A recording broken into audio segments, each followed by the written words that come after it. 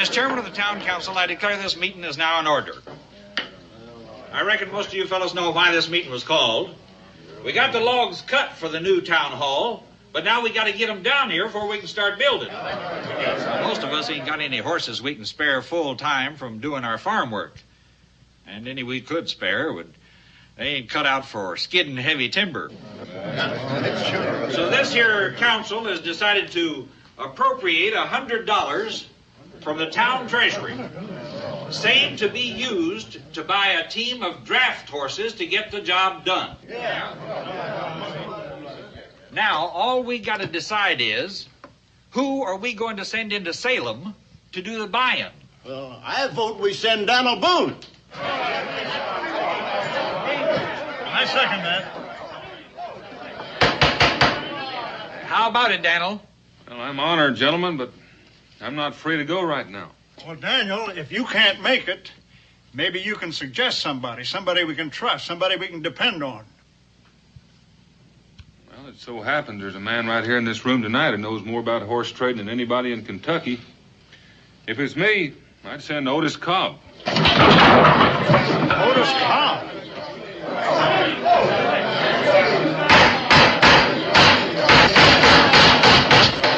Sit down. But Daniel, I said somebody we could trust, somebody we could depend on.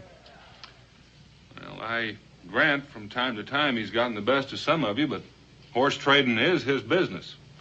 That's why I suggest you send him if you want to get the most for your money.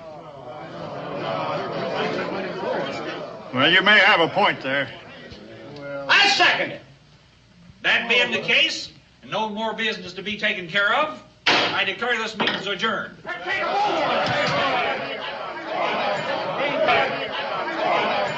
That was a wise suggestion, Daniel. Well, I admit Otis is peculiar from time to time, but he's honest. He knows more about horse trading than anybody in these parts. Mr. Boone. Mr. Boone, I want to thank you for standing up for me that way. Well, it kind of gives a fellow a nice warm feeling to know that somebody's got some faith in him. Well, Otis, all you've got to do is show that faith I have in you is justified. Well, now, Mr. Boone, you don't have to worry about that. And I guarantee you're going to be surprised at what I bring back. I hope you're not too surprised.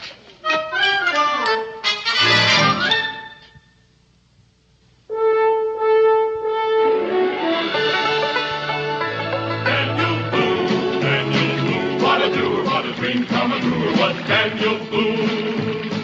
From a coonskin cap on the top of old Dan to the heel of his rawhide shoe, the rippenest, roaringest, fightingest man the frontier ever knew. Daniel Boone was a man, yes, a big man, and he fought for America to make all Americans free. What a boom, what a doer, what a dream come truer was he.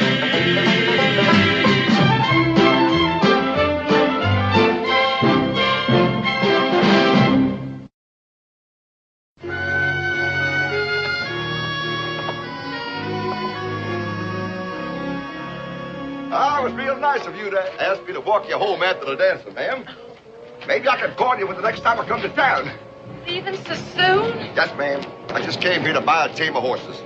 And if I see what I'm looking for tomorrow, well, I guess I'll be heading home. So I reckon I'll say goodbye for now. Goodbye. Aren't you forgetting something? No, I left my belongings down at the inn. Oh, silly. That wasn't what I meant at all. It wasn't? No. I meant sometimes a feller wants to kiss a girl goodnight. Well, ma'am, I ain't a man to forget a thing like that, especially with a pretty girl like you. I just wasn't sure what you might do in case I tried. Well, I know one way you can find out. Well, now, I better...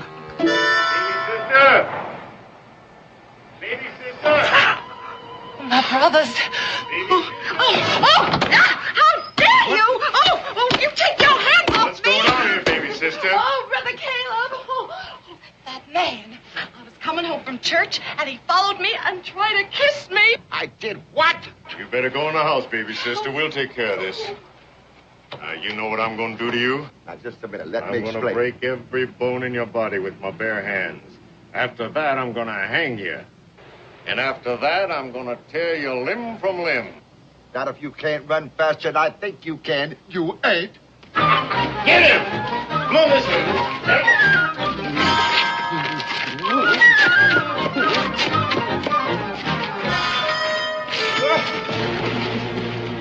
Wait a minute.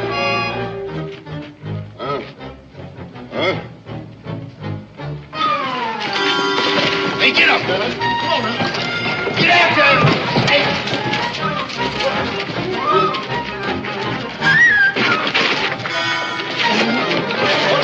Hold on. Wait. Ain't we going in after him? Well, you know you starting a ruckus in a public place. He's got to come out sometime. We'll wait for him. I challenge you to say you've ever seen a more perfect specimen. He is willing, and he is of good, sound disposition.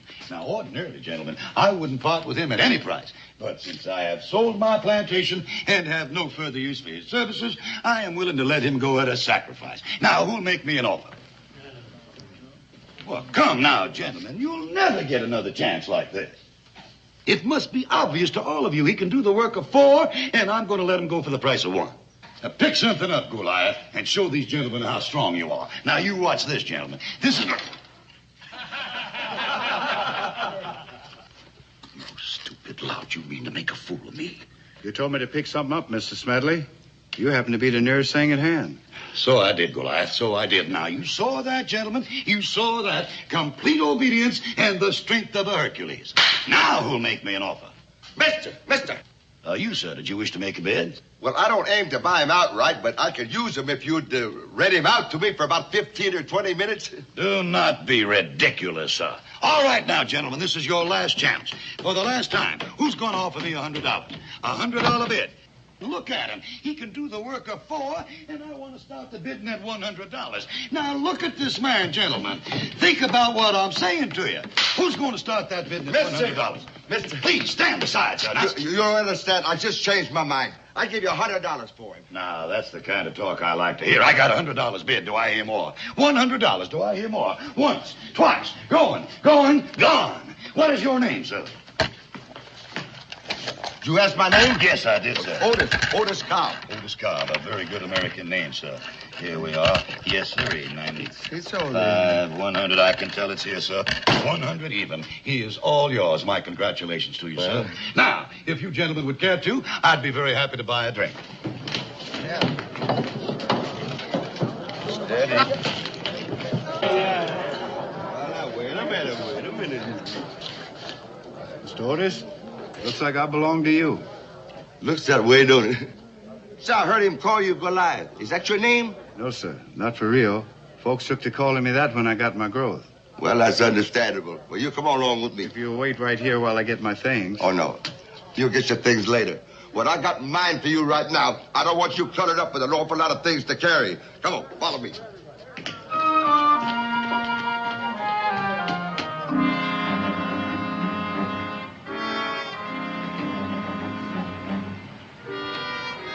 He's been in there an awful long time.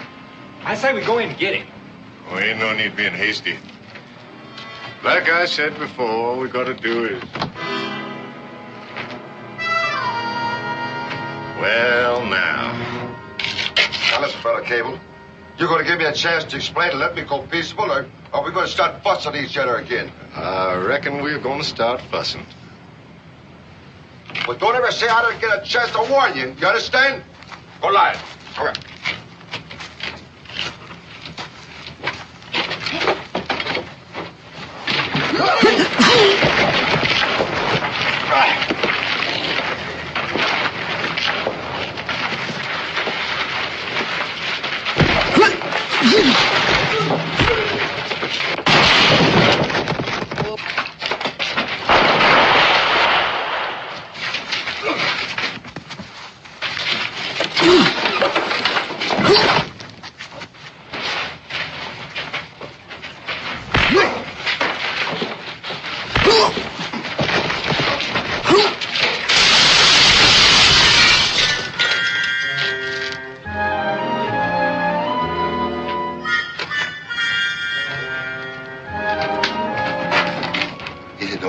It's all over, Mr. Otis. They won't bother you no more.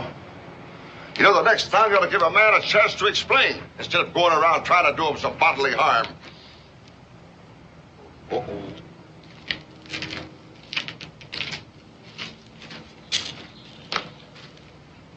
You ain't entitled to no explanation, you understand? But I'm a very fair man, and I don't expect anybody to accuse me of something I didn't do. I didn't follow baby sister home, and I didn't kiss her. She was kissing me. Now, you ought to tell her about talking about things and untruths about men. Because somebody's out to get killed. Was there something else you wanted done? Well, I just don't rightly know. You wait right here.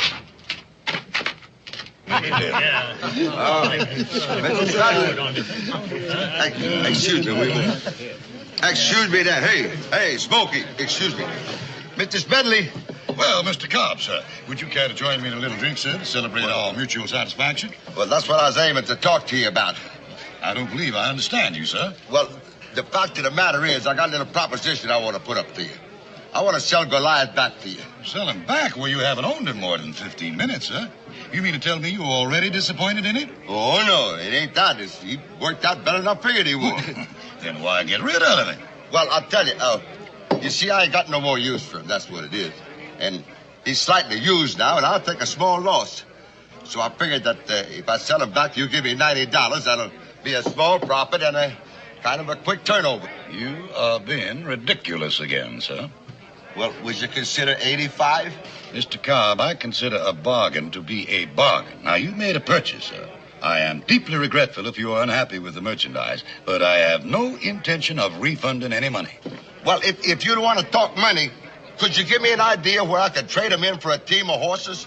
Mr. Cobb, I am not in the horse trading business, and what is more, I can tell you I never expect to be in it.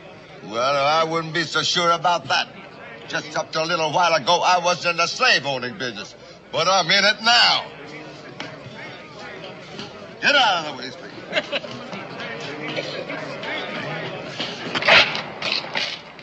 We fixing to go traveling, Mr. Cobb? Well, see, as I spent my last dollar in there buying you, I reckon we are. See, this innkeeper here is a little narrow-minded. He says we got to pay him in case we want to stay overnight. I'm ready any time you are, Mr. Otis. Well, I ain't really right ready, but I guess I got to go back sometime. But one thing I know for sure, I told Mr. Boone he'd sure be surprised when he seen what I was bringing back, and he's really going to be surprised. Come on. Been that better, Caleb.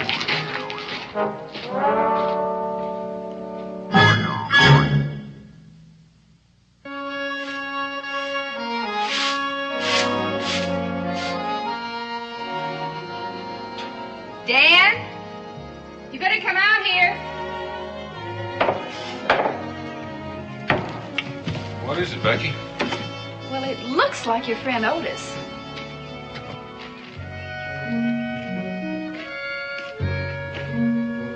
It's Otis, all right, but what's that he's bringing with him? Well, it's not a team of horses, that's for sure. I hate to say I told you so, but, well, then don't.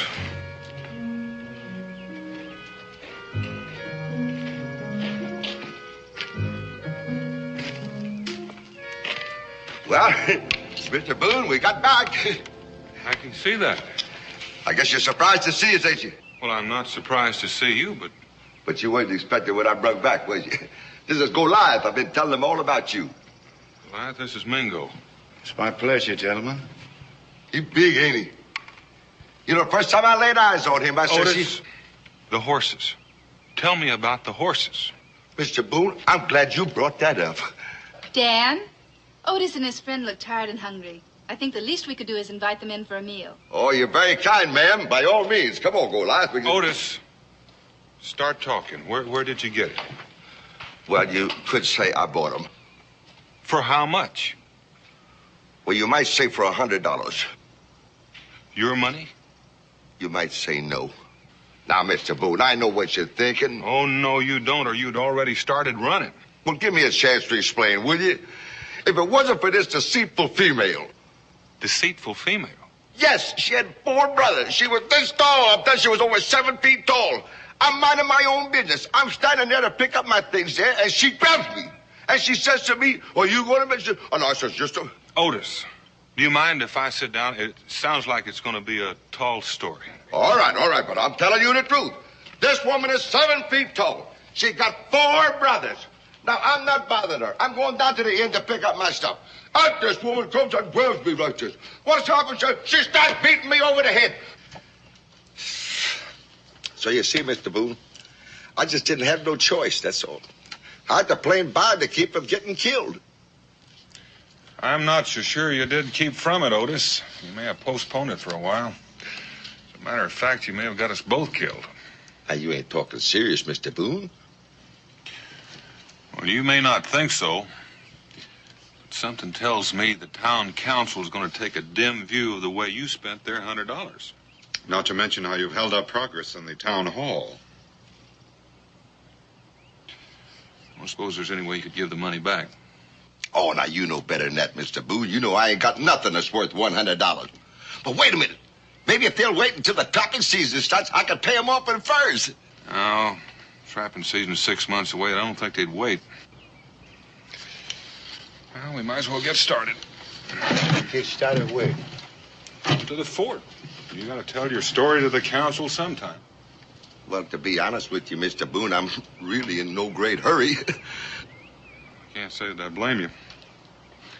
You coming, Mingo? Oh, I suppose so. Although I must admit, I dislike scenes of violence. That's very encouraging for you to say that. Well, Daniel, aren't you going to take your rifle? I have a feeling that after the meeting is over, you may have need of this. I agree with you, Otis. Mingo sure knows how to make a man feel good. You better call Goliath. Oh, I don't think that's very smart, Mr. Boone. Well, you've got to have some proof to back up that wild tale you're telling. You sound like you think what I've been telling you ain't the truth. Well, if it is, next time I advise that you try lying. It might be a whole lot easier to believe.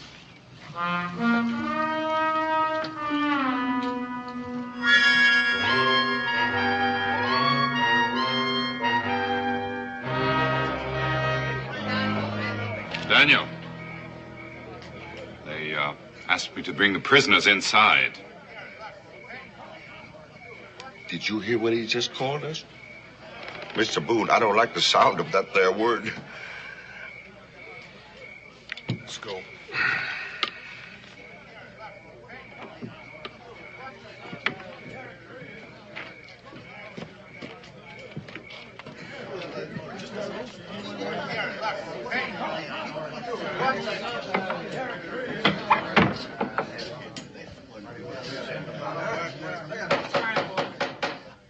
This here court will now come to order. Are you two ready for sentencing? Yeah, we're ready. It is the judgment of this here tribunal that you, Daniel Boone, pay to the town treasury $25 for being an accomplice. That sounds fair enough. That ought to teach me to keep my mouth shut next time. And that you, Otis Cobb, pay to the town treasury $125. The $100 you already owe. The $25 is to learn you a lesson. What would you say if I told you I ain't got $125? That don't surprise us any, so we figured you could work it out at 50 cents a day. Doing what?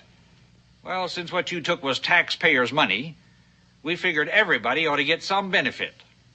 So we're all going to take turns going alphabetical.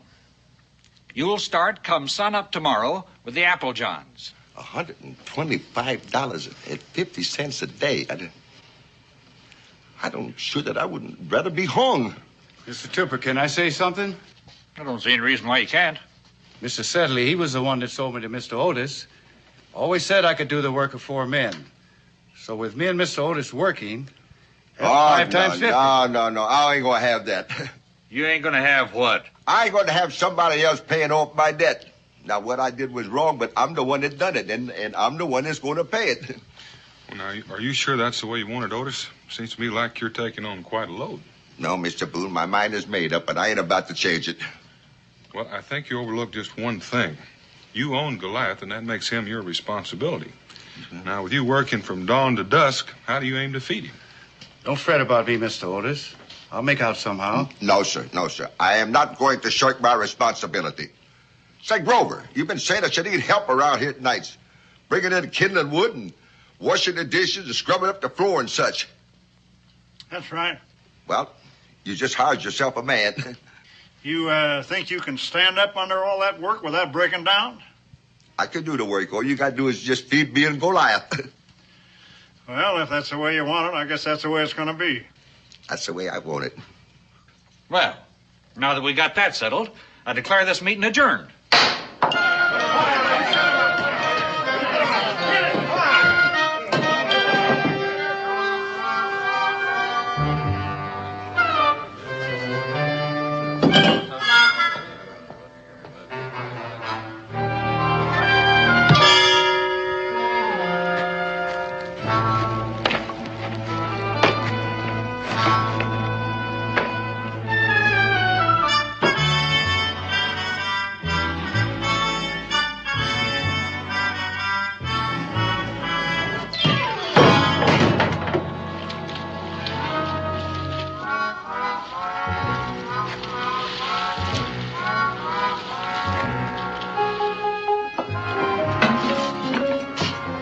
Make a pig out of yourself.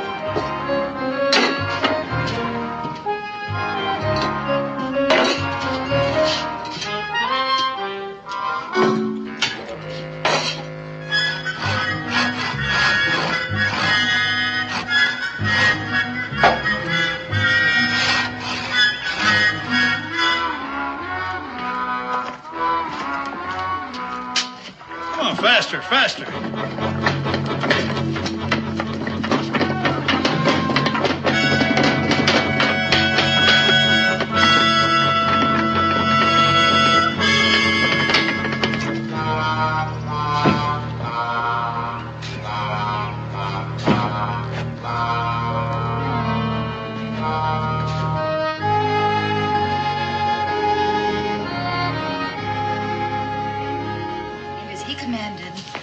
Of the Red Sea opened, and Moses led his people safely to the Promised Land. And they didn't even get their feet wet? No, they didn't even get their feet wet. Do you believe that, Pa? Yeah, I reckon I do. If you're thinking of trying it, I'd advise against it.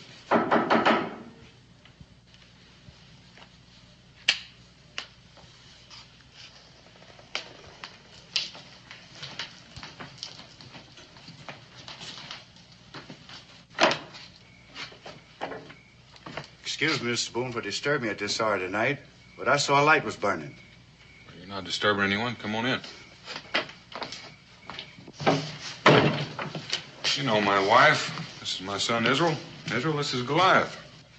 You're not the one David hit with a rock, are you? No, I'm not that one. But I can see you've been reading a good book, Israel. I didn't read too good yet. Pa told it to me. He said there's a moral to it. What's the moral? That it don't count on how big a man is. It's what's inside of him that counts. Your father's right. In a way, that's what I come here to talk to you about. Won't you sit down?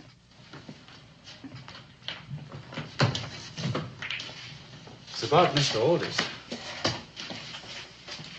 He's having sort of a rough time now, isn't he? Yes, sir. That man's plain working himself into an early grave.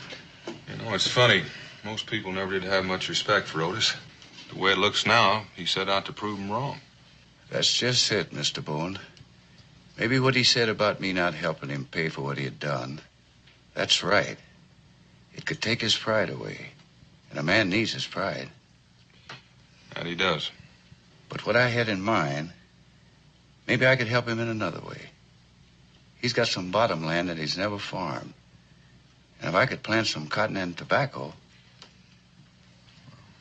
What can I do to help? Well, it's some good land, Mr. Boone. But I don't have the tools to work it. And Mr. Otis don't have any tools. Well, I think maybe we could do something about that. I'll be mighty grateful to you, Mr. Boone. And I'll be grateful if you don't tell him what I'm going to do. Can I help Goliath, Pa? I think maybe you better ask him. Can I help Goliath? Well, a man could always use a little extra help, Israel. I thank you. Well, I best get on back to the tavern and take Mr. Otis home. Did you say take him home? Yes, ma'am. That poor man gets so tired sometime he goes to sleep standing on his feet. And I just towed him home and put him to bed. Well, if there's anything you need, Goliath, you just let me know or tell Israel. Yes, sir, I will, and I'm very thankful.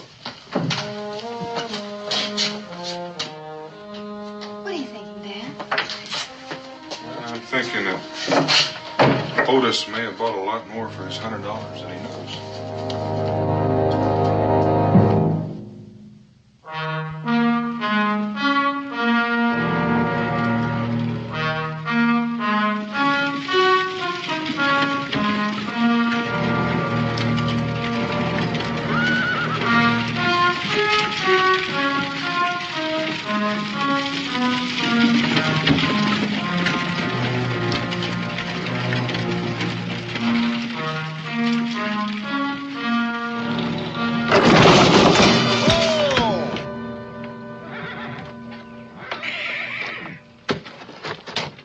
Alex!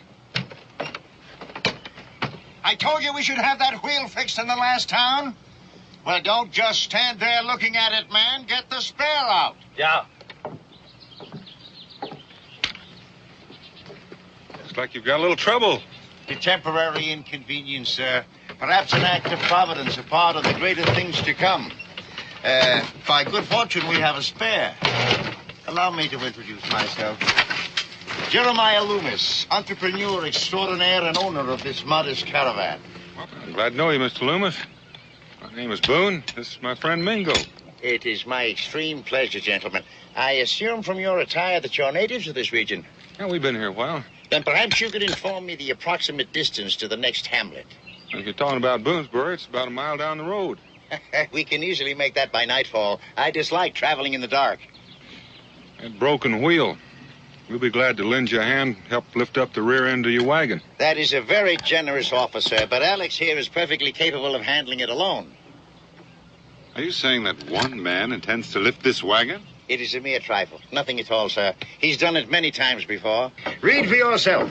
The world's strongest man. Get back to work, Alex. And I might add, will challenge all comers in the art of wrestling. Do you plan on giving a performance in Boonesboro? Indeed we are, and I advise you not to miss it. You will find it awe-inspiring and educational. Oh, and I would be very grateful to you if you would tell all your friends. Tell me more about this, taking on all comers. It is exactly as I said, Mr. Boone. For a mere $5, you can challenge him. Or any larger amount that you might care to wager. If you can stay with him 10 minutes without being thrown, I will repay your bets 10 to 1. That's pretty good odds. It's a sporting proposition, sir. Now, you and your friend are men of strength and stamina. Perhaps you'd be interested. Well, we'll give it some thought. Ready. Now, if you would just excuse me, I will help Alex with the wheel.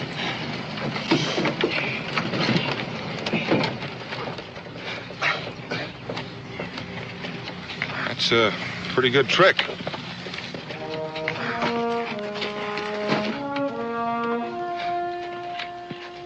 You know, he may be right after all, Daniel. The strongest man in the world. I've been wondering about that. Oh, now, just a moment, Daniel. No offense intended, old boy, but you aren't entertaining thoughts of challenging him. I'm entertaining some thoughts. Bye. See you later, I hope, gentlemen.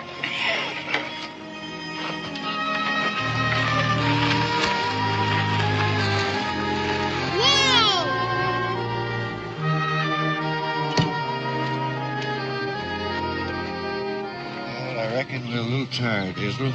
Maybe we should take a rest. That shade under that tree looks real inviting.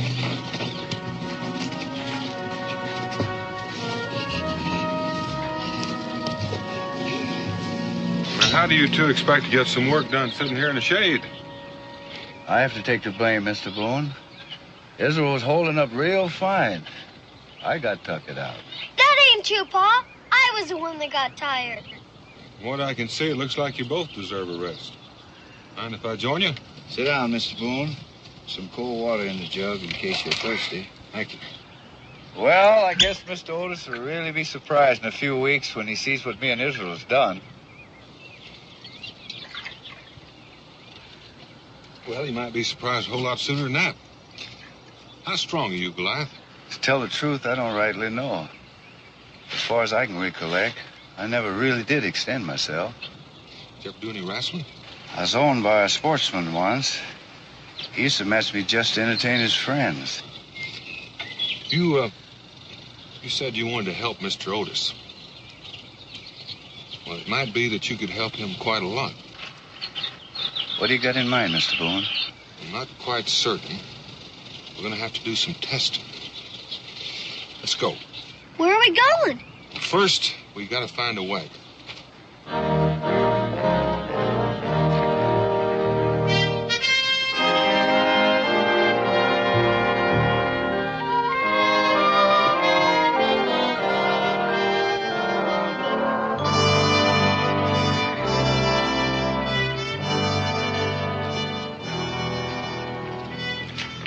Boone, what on earth do you think you're doing? My idea comes under the heading of research. I'd say it comes under the heading of insanity. Think that's enough, Mingo? Well, this wagon is smaller than theirs, but on the other hand, theirs wasn't loaded with rocks. I think it'll do. Well, I think you're both out of your minds. Goliath, you think you can lift up the back end of this wagon? I wouldn't know, Mr. Boone, without a try. Well, then start trying.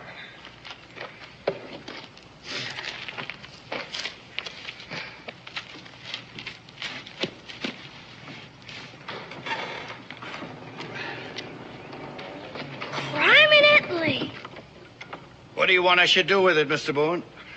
Well, just set her down, Goliath. I just wanted to see what would happen when you started extending yourself. What do you think now, Mingo? I think the odds are looking better all the time. I tell you, gentlemen, this is going to be a great event. You will see Alex bend a horseshoe into a knot. Now, come on. And with his bare hand, he will lift a 400-pound... Mr. Boone and Mingo, it is a pleasure seeing you again. Well, I'm glad to see you made it into town all right. Yes, and it is a pleasure being with this convivial group. I must compliment you on your hospitality. And now, would you do me the pleasure of joining me in a drink? Well, I'll be glad to. Yes, landlord, a little service here. I ain't the landlord. I only work here. But I reckon I can get you what you want. Well, 2 mugs of ale for my friends. Otis, you look a little tired. Now, don't you get me started telling you there, Mr. Boone, because I'm too busy here. I can only tell you that I'm just plumb worn to the bone. Well, you stick to it. Maybe things will change. I like to think that way. It's certain things can't get any worse. There's your ale. Well, now I trust you gentlemen will be at our performance on the morrow. We'll be there. I'm glad to hear it. And have you given any thought to that little matter we discussed this afternoon? Given it a little thought.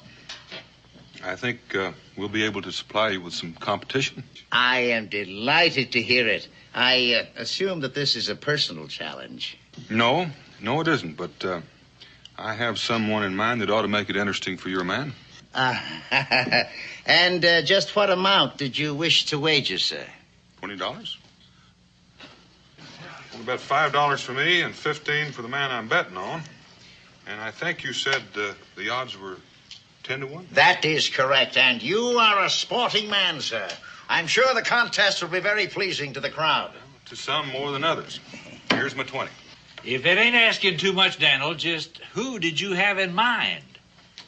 Well, I had in mind Goliath. You think he's got any chance at all, Daniel? Yeah, I figure he's got a chance. But now, gentlemen, if any of the rest of you care to wager, I'll be very happy to cover your bets. Well, I'm going to take your word for it, Daniel. At them odds, I just got to make me a little wager. Oh, I got to get in on this wager, too, Daniel. Excuse me. There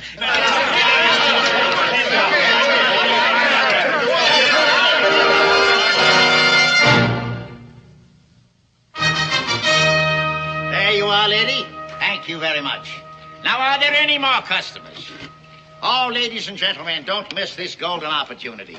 This miraculous remedy, soft, sweet, smooth, and satisfying, contains neither grit, grime, nor grease. Made from roots, herbs, barks, berries, and other fruital flavors gathered from the hills, dales, and valley by the Red Man. Some folks say the Red Man is an ignorant man, but I have always said he's a well-read man. That's a joke. Now, ladies and gentlemen, we come to that event for which we have all been waiting. It is my pleasure to present a man who has performed before all the crowned heads of Europe, whose prowess has thrilled thousands, and whose prodigious feats of strength is unequaled, whose skill in the art of wrestling is unmatched. Now, to prove to you that there is no fakery involved, I would like one of you gentlemen as a volunteer to step right up here, young man, and look over the equipment that Alex will use in his demonstration of prodigious power. Take it easy, young man. He's doing his best. All right.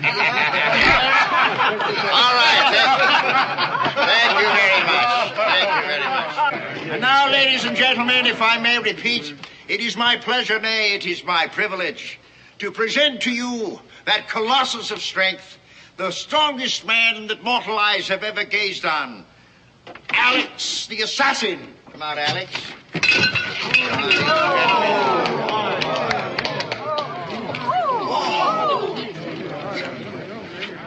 Ladies and gentlemen, there is a man. Now, Alex, do us a little favor, will you please, by lifting the weights. Watch this very closely, ladies and gentlemen. This is 400 pounds of dead weight. Take it easy, Alex. Let's give him a nice hand.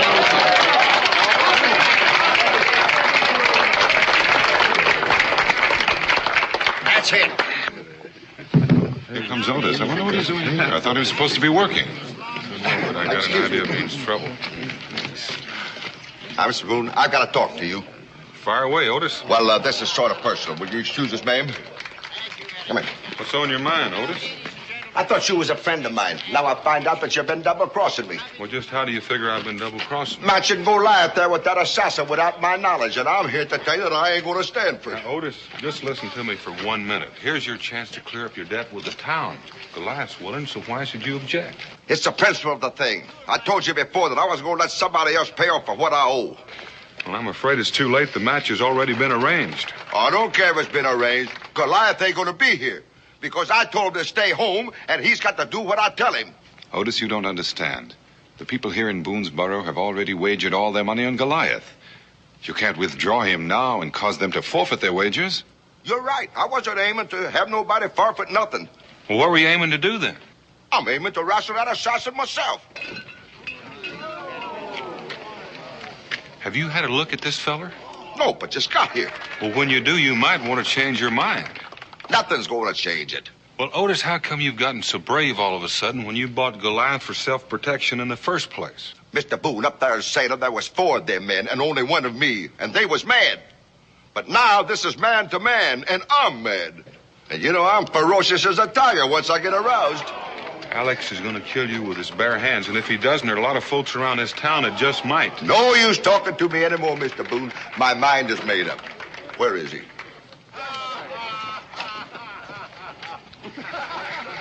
You know, Daniel, it occurs to me there are those in this town who might harbor similar feelings towards you. That thought has crossed my mind. Well? Well, if worse comes to worse, I'll have to take on Alex, but between you and me, I'd rather wrestle a bear. And now today, as an extra added attraction, I am happy to announce the Titanic contest.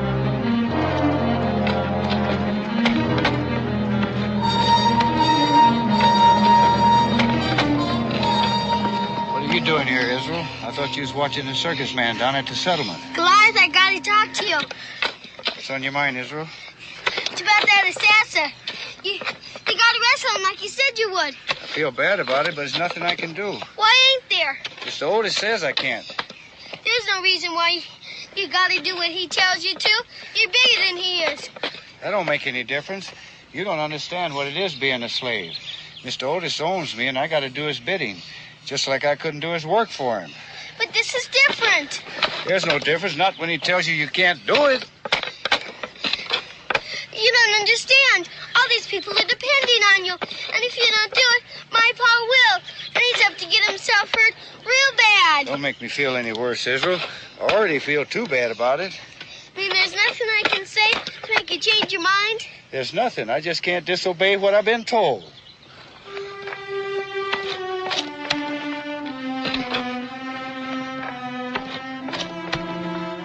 All the time I figured we was friends. I guess that ain't so anymore.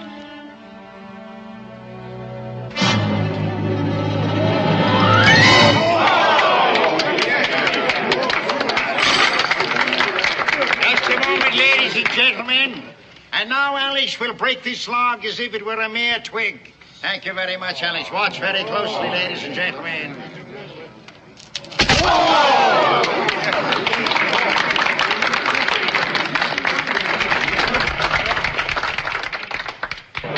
Thank you very much, ladies and gentlemen. Shh. And now, I would like to meet your local champion, please.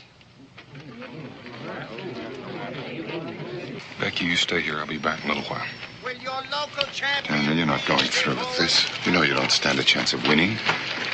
Well, I don't have much choice, Mingo. These people all bet their money on my say-so.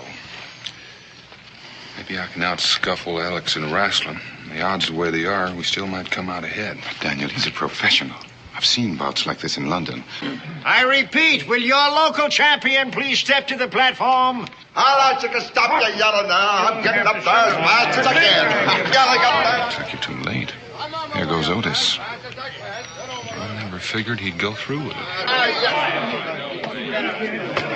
Now then, may I inquire your name, sir? What'd you say? May I inquire your name, sir? My name, Otis Cobb. Otis Cobb. And now, ladies and gentlemen, introducing a man who I am sure needs no introduction. Your local champion, Otis Cobb. Hey, where's Goliath?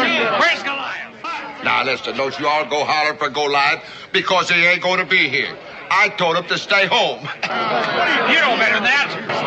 Don't you start calling me either. I fight all my own fights, and I'm going to fight this one. He's done it again. This time he ain't going to get away with it. That's the second time he's double-crossed. Come on.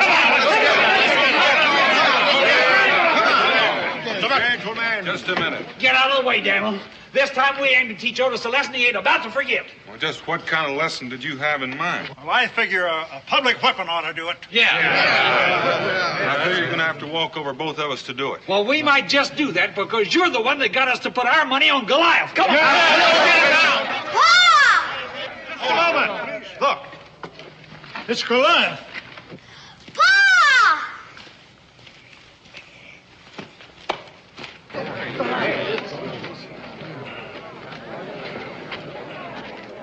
Goliath, what are you doing here? I just can't let you do it, no matter what. You disobeying my orders? I reckon you could call it that. Well, now listen, I ain't going to stand for it. Why don't you hear me out, Mr. Otis? The way Israel explained it to me, it ain't just you and me. All these people out here, they're depending on you. You know, my grandpappy once told me, there comes a time in every man's life when he's got a right to change his mind. You mean you're going to let me fight Alex? And you remember what you did to them 4 men up there in Salem? I'm feeling sorry for that poor assassin already. Take him, boy. Ladies and gentlemen, now that your local champion has been established, let's proceed with the fight.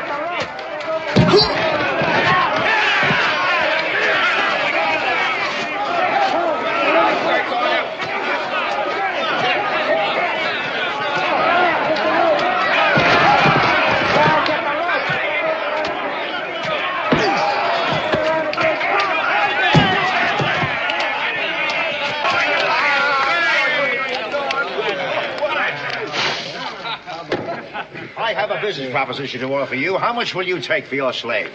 You want to buy Goliath? Oh, I can see the sign now. The world's wildest man, captured in the jungles of darkest Africa at the cost of 27 human lives.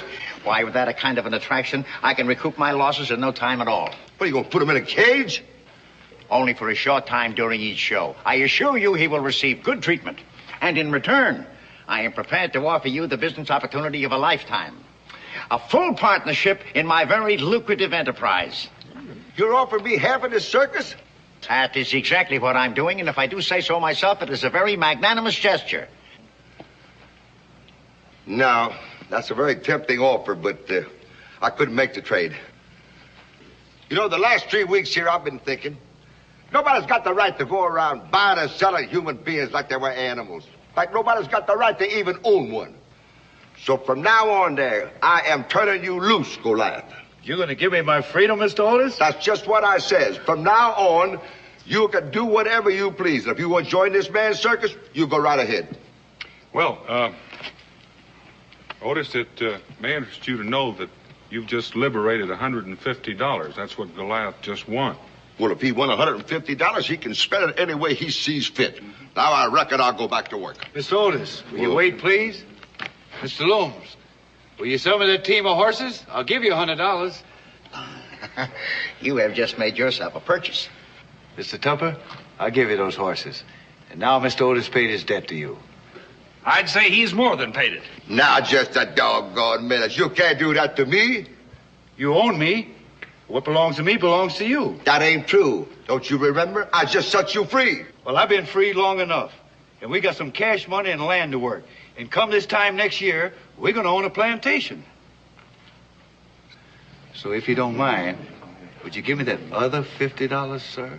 Oh, well, due to the inclement weather and the aggravating attendance and other unforeseen circumstances, I reluctantly admit that I am at the moment without funds. What does he mean by that? It means he ain't got any money. Is that what you mean? Here we go again. Mr. Loomis, you all understand how the soldiers are pay it.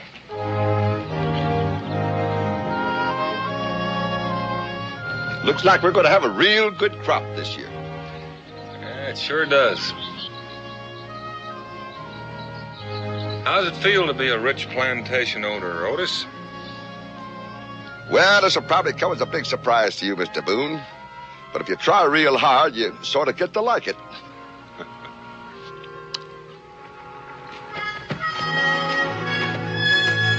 Hey, get a move on out there. What, are you going to pitch a tent? Come on, Alex.